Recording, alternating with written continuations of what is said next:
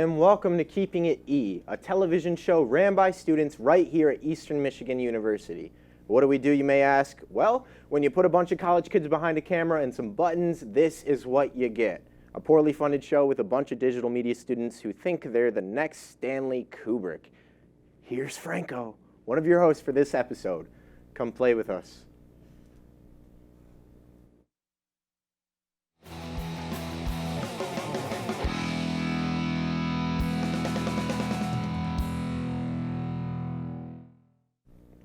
The universe really is an expansion of many possibilities. NASA, Sputnik, James Webb Telescope, and Sandra Bullock in Gravity. As the weather is getting warmer and the stars are coming out tonight on Eastern's campus, bring the besties, bundle up the lovers, and welcome to Mercury retrograde. Yes, it's Pisces season, and we are going to get a deep dive on birth charts and tarot cards. Today, I have Nathan Gura on the show, and he'll be telling you all about what there is to know about astronomy, and most excitingly, the Astronomy Club right here at Eastern Michigan University. And here he is, everybody, Nathan Gura. How you doing, Nathan? How you Milky Waying? Doing all right. Glad to be here, Franco, yeah. So, who are you, and why are you here? So, I'm the treasurer of the Astronomy Club. It's pretty much the president, treasurer, president, same difference right there. But I'm a physics major at Eastern Michigan, and I love astronomy and physics. I'm kind of here to, describe a few things about astronomy and astrology and those few misconceptions in between there, So what does the Astronomy Club do? We like to do a bunch of things. We kind of go on top of the deck and observe the universe out there. That's only if the weather permits, obviously. Some nights we're not allowed to go out there, so we have to go indoors. Sometimes it gets cold or it's like thunderstorming, so we can't take our stuff out there. So we'll go indoors and we'll just be watching presentations or videos on astronomy, or sometimes we'll just go to the planetarium and watch some planetarium shows. So when you're up there, what constellations do you look for? Like, what's your go-to? Well, I usually have like two go-tos pretty much, but the one I usually like to go for is because the nebula that's inside of it, it's the Orion Nebula. It's pretty beautiful. But I do like that, and also the Gemini constellation. So what's your zodiac then? Yeah, that is Gemini. It's part of the ecliptic, so it's on the zodiac. What is it? Yeah. Well, okay, that makes sense. Are you impatient since you're a Gemini? Are you two-faced? Did your mother separate your twin at birth? What was your childhood like? Franco, I think you're mistaking astrology with astronomy, right? Because those are two different things. You got to separate them a little bit. I think that'd be great. But stars are stars, Nathan. Stars are stars. Stars are stars. Yeah, I mean, yeah, they're stars, yeah. But there's a lot of things you can learn about them too, though. You got the spectrum, the light spectrum that comes from them that tells you a bunch of different characteristics about them, like how long it's gonna live, how bright it is, and what kind of things it's made up of. That's kind of important when we got the sun at the center of our solar system. Okay, so then explain the difference between this light stars stuff and the other thing. What's the difference? What? So I wanted to say like the misconceptions between astronomy and astrology. So the main difference between the two is that like astrology doesn't give us an objective truth, but because it isn't consistent with the actual shit people do in the lab with lab coats and chalkboards. People usually, when there's when you kind of have stuff like that going on, you can't really replicate those results. Like astrology doesn't really do that really well. But when we say Mercury's in retrograde type stuff, now everyone's having a bad time. But when the Earth gets 2 degrees warmer, we get our hot girl summer on, because global warming is, more important than, yeah. Okay, man, then prove this right here. What does my palm say? Come on, man, tell me, what does it say? I think you need to get your eyes checked. Come on, check it out. Just look. Just look at it. Just look at the middle line, the big one. Yeah, I'm a physics major, not a psychic. You don't palm read? No, I don't really. Okay, can't knock me for trying. No. We're here, right? Yeah. So, but there's many things about that. So. Yeah. For God's sake, Franco, I don't know what you're talking about now anymore. You're telling me you read your hand. There's nothing on your hand. I think you need to get your eyes checked. And then now, you're in an existential crisis. You're right. There's something going on. Definitely. I'm sorry, man. My freaking, you know the app, the Zodiac app. What is it? I forget what it's called. I'm on there, man. Okay. My horoscope. They said this would happen. Okay. They said this would happen. It was super detailed. Okay, listen. Astrology is cool, but think about all of the cool stuff that's out there to look at. Like, there's so much stuff. There's so many things. There's black holes, there's wormholes, there's so much stuff we need to learn about, and it goes on and on. That is pretty amazing stuff. Where can you go to find out about this and join and take part in this? First, you can go to our astronomy and physics website. We're there. You can see all of us there. You can contact our president, and yeah. And so from there, from our president, you can reach out to him and get more information. Thank you. I appreciate that a lot, man. It's been a pleasure to have you on the show. No problem. Thanks for coming on. I love the sweatshirt. Stars, space. Yeah, thank you. Elon Musk. You know what it is. Go Elon. Mm-hmm. Thanks, Nathan. Can I ask one more thing? What's up? Who? Oh, actually, I don't need to ask you anything. Just thanks for coming on. Yeah. I got you something. Oh, I completely forgot. I got you something. That's why I can't let you leave. Check this out. It's a kaleidoscope. It's not a microscope, but it has the word scope in it, and tomatoes are tomatos. Yeah, Toes. yeah, exactly. And I see a bunch of stars in here. Wow, same difference. So I guess it is a telescope. That's awesome. Thank you for coming on the show. That's all the time we have. Thank you for watching astronomy on this episode of Keeping It E. All of this thinking has me hungry. Let's go get wined and dined next by Chef Swanson. I heard he was making grilled cheese. Enjoy.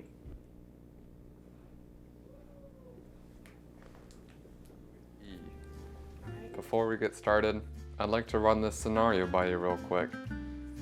Imagine you've just landed yourself the perfect date. Everything is going to plan when you realize you have got to make dinner. Well, don't worry. Chef Swanson has the perfect recipe just for you. So without further ado, let's get started.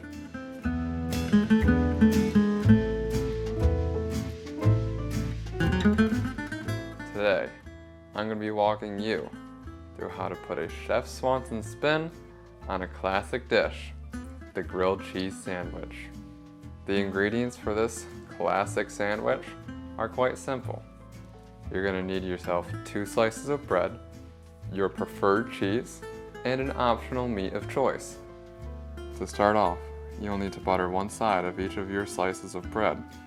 Once your butter has been spread like the wings of a soaring eagle, lay out your foundation of cheese and an optional meat. Once your grilled cheese blueprint has been assembled, you'll head over to the stove and set the heat to medium. Don't forget the pan and spatula, folks. Now that the stove is hot, gently put your sandwich, butter side down, onto the pan. Listen to that baby sizzle. You're going to want to cook till it is golden brown, or however you prefer. Then flip your sandwich and repeat on the other side. While this is cooking, you have the perfect amount of time to make your tomato soup. Instructions for these guys are quite simple. Simply remove the tin lid and place it in the microwave for the recommended amount of time. Ours recommends 1 minute, but each brand may vary. Please listen to the label on the packaging, as Chef Swanson is not liable for any damages due to tomato soup. Once your grilled cheese is cooked to your perfection, give it a little diagonal cut. Dish it up next to your tomato soup, and voila. Some may say it's the most romantic meal they've ever had. A meal that makes you want to turn those lights down, ignite those candles, and get real close to that special someone. This is all the time you have today with Chef Swanson. It's been a pleasure cooking with you, and I hope to meet you again. Thank you for watching Food E, and remember, stay classy.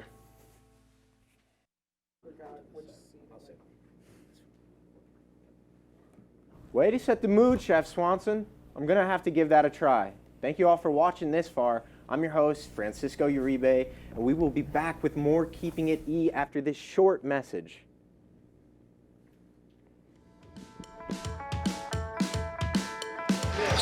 Eagles on three.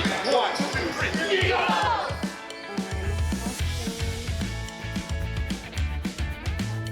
I see. That's totally my bad.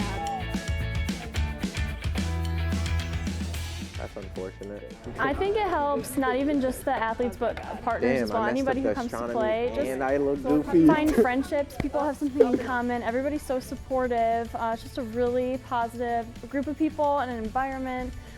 Everybody is, we're just all there rooting each other on. It's been really fun. I've been in Special Olympics about 3.5 years. Just having fun and coming out and just enjoying meeting new friends.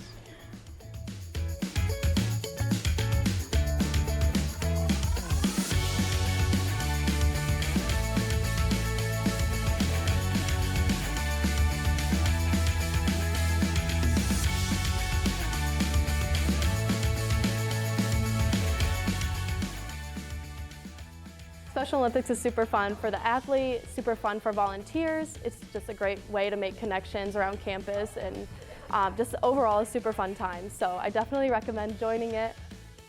I like it. I like basketball, making new friends. Being on the team. I made a lot of new friends. But it's more like going to a place where you can feel important. I felt like we made a whole little community.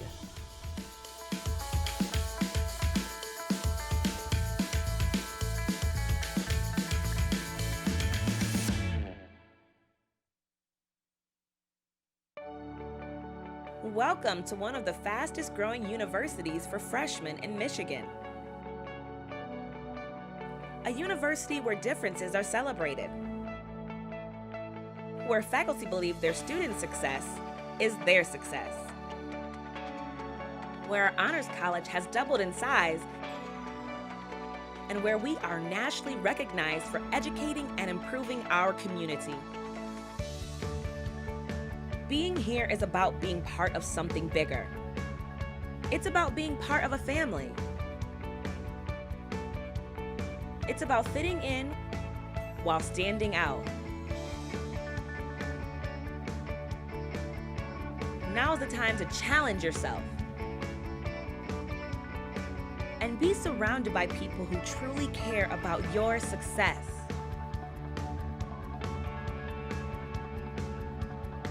So whether you become an artist who inspires others,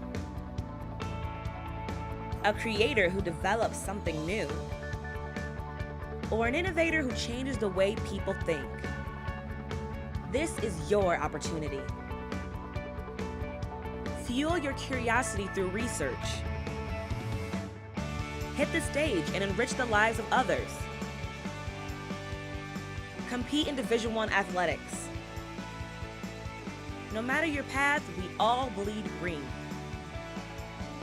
So roll up your sleeves. Dive in. Experience learning in and out of the classroom. Be a student of life. Welcome to higher education. Welcome to Eastern Michigan University. Welcome home.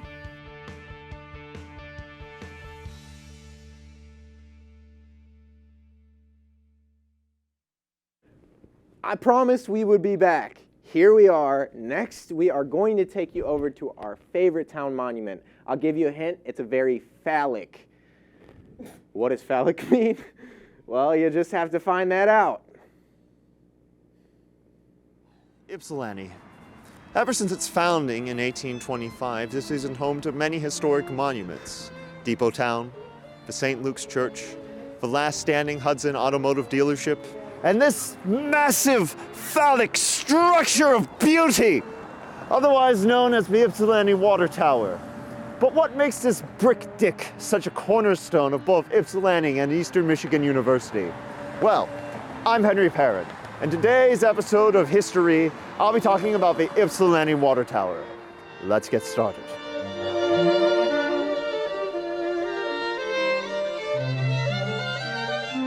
While now this colossal building stands tall, being nearly just a phallic model for Ypsilanti, Michigan, this water tower also used to enrich the lives of Ypsilanti citizens. Constructed in 1890, the Ypsilanti Water Tower was the first water system of Ypsilanti, originally referred to as the Waterworks Standpipe. This gigantic water tower shared nearly 250,000 gallons of clean water to over 5,000 customers. Before this mammoth of a water tower, Ypsilanti residents relied upon dangerous waters from uncovered wells and open rivers. In addition to giving Ypsilanti consumers clean drinking water, our truly beloved Brick Dick also powered streetlights and supplied water to fire hydrants throughout the town. Weird that Ypsi's dick can satisfy over 5,000 people while mine can't even satisfy one. Architect William R. Coates, while he may have created an extremely phallic building, designed the water tower in a very specific way. In order to ensure that fire hydrants had enough pressure for firefighters, the entire tank was designed vertically.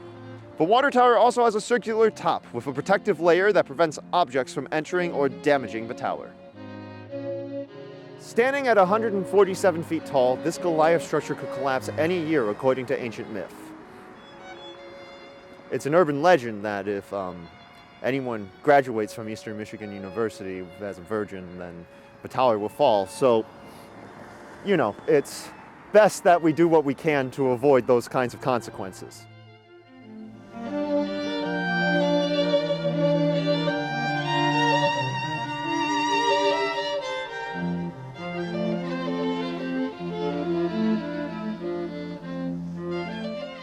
This here is our friend Demetrius Ypsilanti, a Greek war hero whom this great city is named after. This specific sculpture not only protects the Ypsilanti Water Tower, but also protects a time capsule buried on July 8, 1973. The unknown masteries of this time capsule will be unearthed on July 4th of 2023. Hopefully, it will contain the lotion needed to prevent President Smith from balding any further. Not only has our beloved Brick Dick been a monument to the local Ypsilanti people, but has also been recognized all over the nation. In 2004, it was recognized in Esquire as one of the most remarkable things in culture for the month. More importantly, however, in 2003, the Ypsilanti Water Tower was voted the most phallic building in the world. For those that are somehow unaware, phallic means it looks like a penis. For us that live near Ypsi, the Brick Dick is a symbol of our culture and our history. For those that are new to town, it's simply a sign that the city's happy to see you. I've been Henry Perrin, and this has been History. Thanks for watching. I just don't get it. I shower, I'm polite. What am I doing wrong, you know? They don't deserve you. That's the problem. There's no one good enough.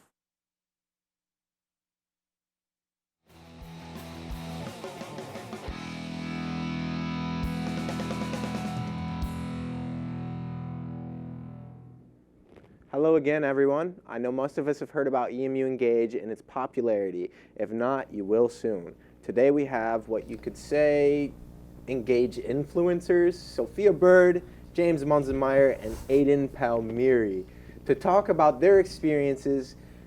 You may be wondering, why the fuck is there Jenga? You guessed it. We're gonna play it at the same time. Welcome to E-musement.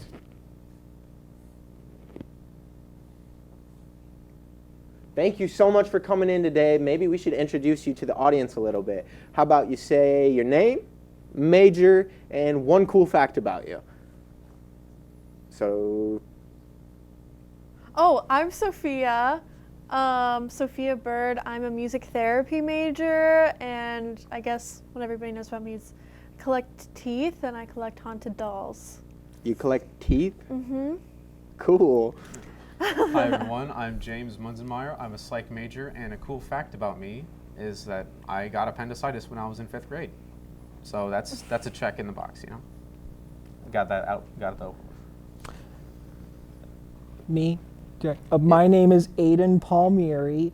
I am a digital media major, and a cool fact about me is that E-musement was actually my idea. I'm gonna say that because I'm proud of myself for coming up with this awesome idea, and I'm actually in this keeping it program. I'm a guest today, but I'll be here more in the future because I'm a digital media major and it goes towards my career. And one last cool fact about me before we get on to the show is for the past 2 months, I've only worn Crocs with socks instead of shoes. You can't see it because of the cameras, but the reason why is because at the moment I don't have shoes because 2 months ago, I was walking near a frozen lake and it was frozen. I thought, hey, it would be really cool if I just stepped on this frozen lake.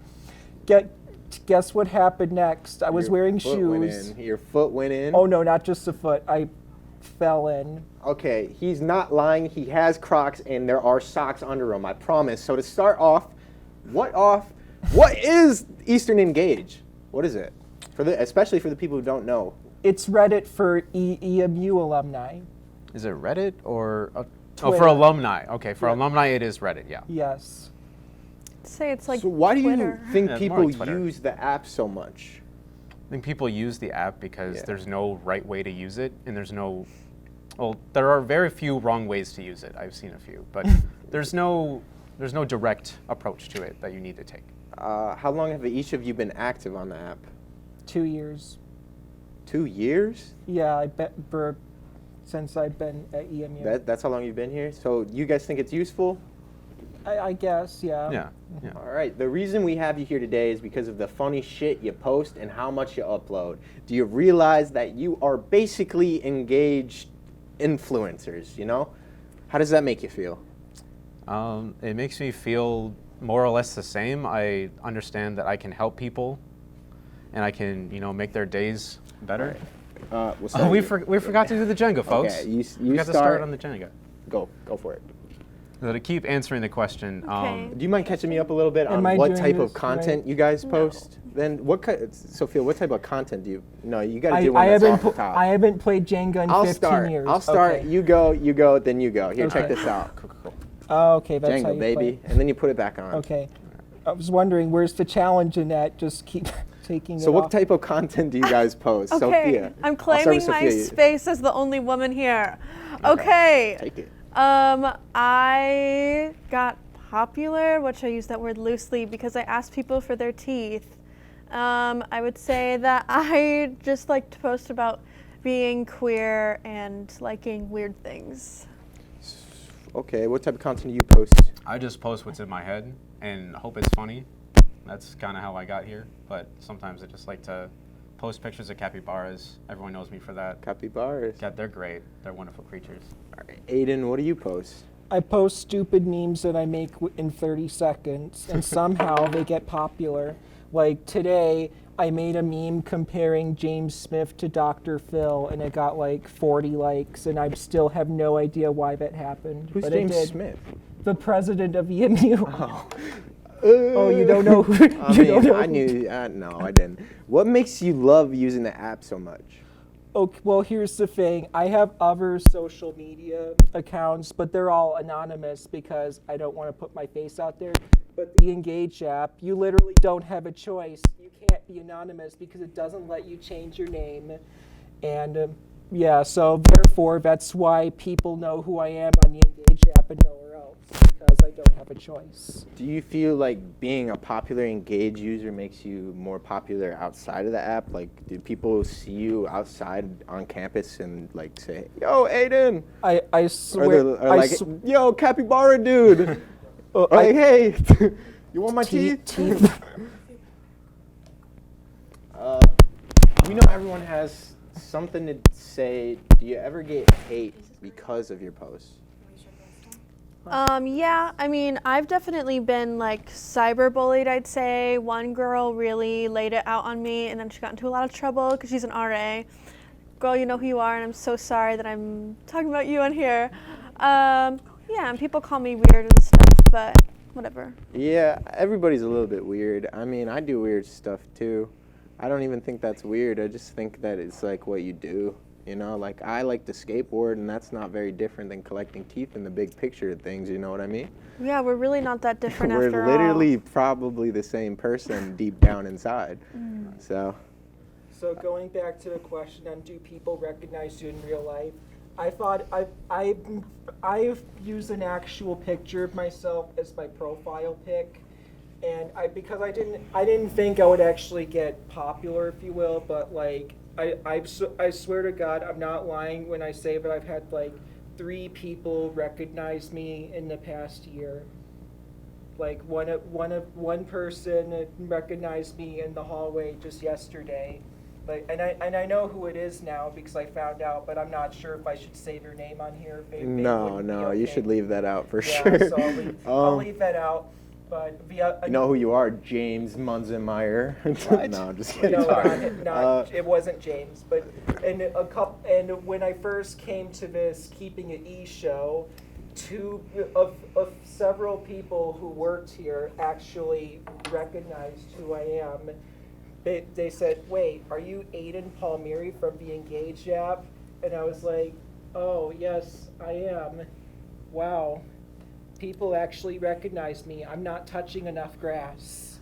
Do you feel like people use the Engage app for the right reasons? Or do you think that you're using them for the right reasons? What do you think the right reasons are? There aren't any right reasons, but there can be a few wrong reasons. But mostly people just post what's on their mind. Anyway, I'm not upset that people recognize me, obviously. Yeah, that's probably a cool feeling, honestly. But I'm surprised. I'd like it. Don't be surprised, man. If you put good content out there, people want to talk to you. Oh, are you allowed to use more than one hand? No. Okay, then. What about you, James? Pretty much like he said, there are some people that, use it just to connect. And that's just the way to use it. You just engage, like the name. That's awesome. Sophia, real quick, what do you think the right reason is? I think there's no right reason. I think it's all You heard great. it. There's no right reason. I'm sorry, guys. That's all the time we have. Thank you, our wonderful Engage influencers, James, Sophia, Aiden. Thank you so much for taking the time to come play Jenga and talk with us. This concludes today's episode of Keeping It E. We've had so much fun and appreciate you for watching, and I hope to see you next episode. I'm Francisco Uribe. Remember to keep it E. Have a good day. Bye, everyone. Bye. That's it. I never.